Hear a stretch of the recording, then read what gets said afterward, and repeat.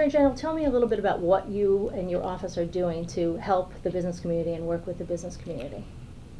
Well, more than a year ago, after I received the Democratic nomination, I launched a campaign of outreach to the broader business community, and since that time I've had more than 150 meetings or sit-downs or speaking appearances before business groups, individual business leaders, corporate leaders, general counsels to different corporations, trade associations, chambers of commerce, and the like. And part of the intention was to listen to business leaders to find out what we could be doing better in the state, because I do view jobs and job creation as the #1 issue.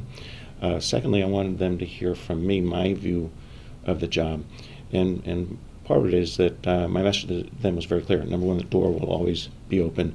#2, I'm not a shoot first and ask questions later person, that I would always want to hear from a business if they were subject to an enforcement action or if something was being considered, so that I get their perspective before making any decisions or choices.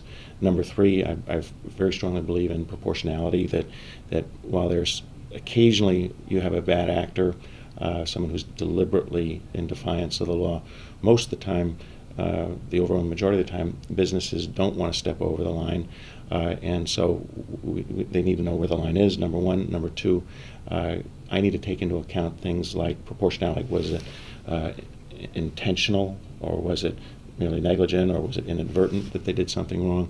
What was the impact? Was it significant or slight? These things need to be taken into account.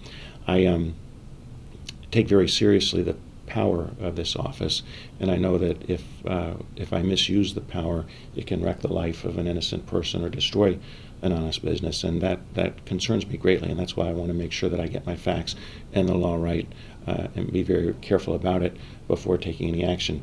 Already I've dropped several investigations that I inherited, because I've made and announced it publicly, because I've made the choice then and reached the conclusion that there's nothing there. So I take that aspect of the job very, very seriously, and I want the business community to know that I want to listen to them. Other areas where I can be of help to the business community is just setting a welcoming tone. Part of it is you want business leaders to feel like they are welcome in the state, and that I'm going to use my office wherever it's possible to be helpful to them. A third area is in with utilities and costs of electricity and gas and the like, and which is that if we're going to be competitive, we need to bring rates down. Okay, and tell me a little bit about what your office is doing to help improve economic development and create jobs in the state. We are working hard on energy conservation issues, because dollars that are not spent on natural gas or oil are dollars that stay in Connecticut and don't go down to Louisiana or Venezuela or Texas, and so that's a very important issue. Secondly, we're streamlining the contract review process. One of the complaints I heard from the business leaders as I toured the state, have toured the state, is that sometimes the state is slow to execute agreements and commitments. Third is trying to make clear that where lines are going to be drawn in the sand, so that I know businesses by and large don't want to step over the line, but they need to know where the line is in terms of regulation, and they want consistency of enforcement, and I'm going to bring it to them. Okay, thank you. Now, if businesses need to contact you or your office, what should they do?